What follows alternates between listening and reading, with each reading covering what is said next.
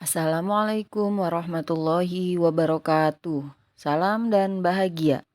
Pada kesempatan kali ini, saya akan memaparkan mengenai koneksi antar materi modul 1.1 Refleksi Pemikiran Ki Hajar Dewantara, Program Guru Penggerak Angkatan 8 Kabupaten Cirebon. Sebelum memaparkan materi, izinkan saya memperkenalkan diri terlebih dahulu. Nama saya Azah Anelia, calon guru penggerak Angkatan 8 dari SMK Negeri 1 Susukan. Pada program ini, saya dibimbing oleh pengajar praktik yaitu Ibu Sugani Sofiani dan juga oleh fasilitator yaitu Bapak Anggi Fitri dan juga instruktur Bapak Warjianto Pancawasono.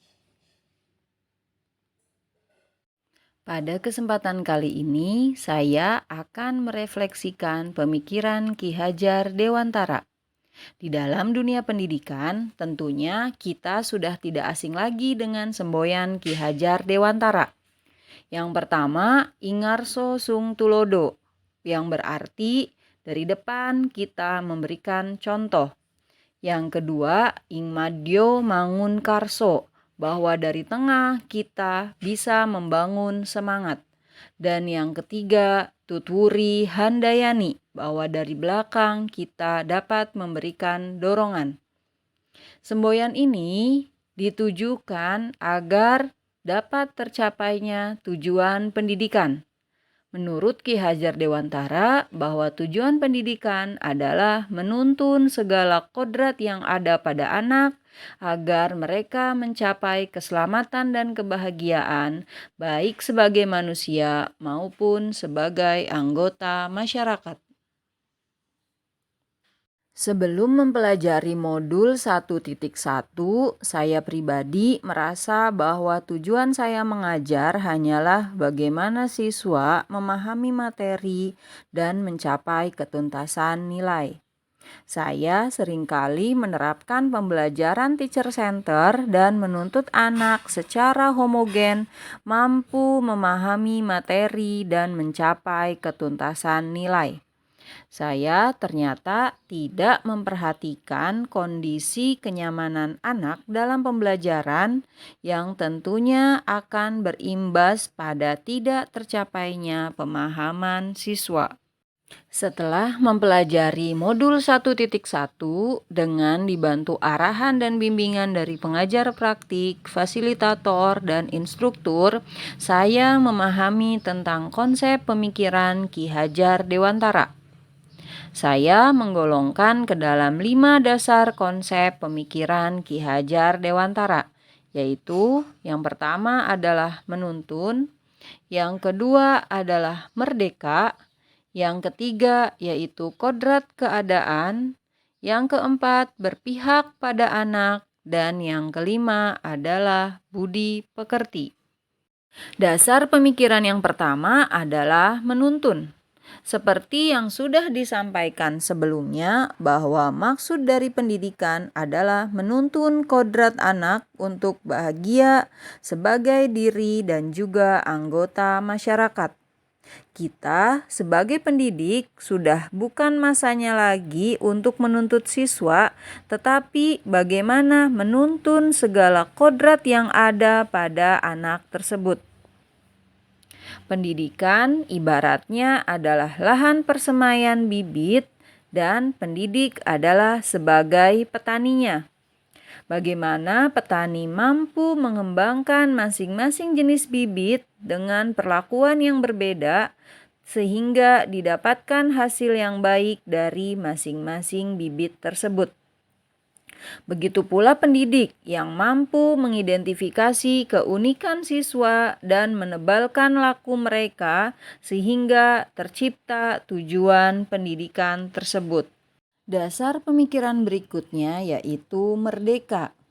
Merdeka di sini adalah mampu berdiri atas kekuatan sendiri. Merdeka lahir diperoleh melalui pengajaran, sedangkan merdeka batin diperoleh melalui proses mendidik. Diharapkan dari adanya merdeka lahir dan batin akan mampu memerdekakan manusia sehingga pendidikan dapat menciptakan ruang bagi murid untuk bertumbuh secara utuh dalam rangka memuliakan dirinya dan juga orang lain. Dasar pemikiran berikutnya adalah kodrat keadaan. Kodrat keadaan di sini meliputi kodrat alam dan juga kodrat zaman. Kodrat alam bisa diartikan sebagai segala potensi atau keadaan anak, bawaan lahir, dan juga dukungan lingkungan alam dan sosial tempat tinggal siswa. Sedangkan kodrat zaman adalah perkembangan yang berubah sesuai dengan perkembangan budaya dan atau teknologi. Pendidikan tentunya tidak bisa lepas dari kodrat alam dan kodrat zaman, di mana kodrat alam dan kodrat zaman akan membantu anak melakukan tindakan yang sesuai sehingga memberikan rasa nyaman dan mencapai tujuan yang akan dicapai. Hal dasar yang juga sangat ditekankan oleh Ki Hajar Dewantara adalah berpihak pada anak. Di sini dimaksudkan bahwa guru sudah selayaknya melakukan kegiatan yang berorientasi pada siswa, bukan lagi menyesuaikan tujuan keinginan guru. Guru harus bisa mengidentifikasi kebutuhan siswa dan melaksanakan pembelajaran yang menghasilkan perubahan baik pada siswa.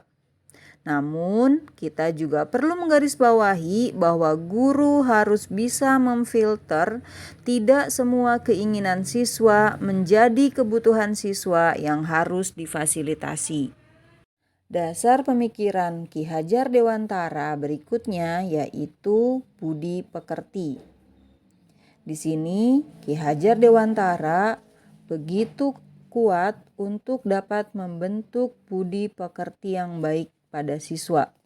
Budi pekerti atau watak dan karakter ini merupakan proses bersatunya perpaduan harmonis antara pikiran, kemauan, dan karya menghasilkan tenaga menuju pendidikan yang seimbang.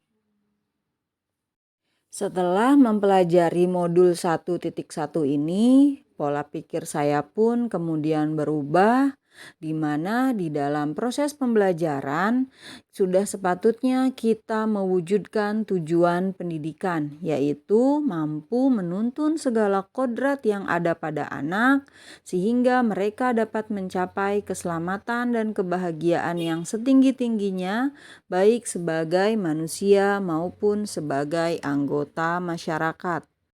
Setelah mencoba memahami dasar pemikiran Ki Hajar Dewantara, saya kemudian berpikir bahwa orientasi saya ternyata bukan lagi pada keinginan saya pribadi, tetapi bagaimana kita mampu menentukan orientasi yaitu pada kebutuhan anak masa kini dan masa yang akan datang. Kemudian saya juga menyadari bahwa setiap anak memiliki keunikan dan bagaimana caranya saya dapat menuntun mereka sesuai dengan keunikannya tersebut. Dan saya pun harus bisa untuk mampu menyiapkan pembelajaran yang menyenangkan sehingga anak-anak mendapatkan pengalaman terbaik dalam mempersiapkan masa depan mereka. Setelah memahami perubahan pola pikir dari diri saya, maka selanjutnya saya akan menerapkan perubahan pola pikir tersebut ke dalam aplikasi tindakan nyata. Yang pertama yang akan saya lakukan tentu saja saya akan memantapkan tekad untuk melakukan perubahan tersebut. Selanjutnya, saya juga akan mulai untuk memahami dan juga menggali potensi siswa yang bervariatif sehingga mereka akan merasa nyaman di dalam proses pembelajaran. Selanjutnya, saya juga akan mengubah metode teacher centered dengan student centered dengan berbagai variasi sumber belajar. Selanjutnya, saya juga akan menyiapkan pembelajaran yang aktif dan menyenangkan, tentunya dengan memperhatikan kodrat alam dan kodrat zaman. Dan yang tidak lupa untuk diaplikasikan tentunya menanamkan sikap positif kepada siswa. Sikap positif di sini bisa di dalam pembelajaran kelas ataupun dalam pembiasaan-pembiasaan kegiatan di sekolah. Demikian tadi refleksi yang bisa saya sampaikan terkait pemikiran Ki Hajar Dewantara. Mudah-mudahan informasi yang saya sampaikan dapat bermanfaat. Salam dan bahagia.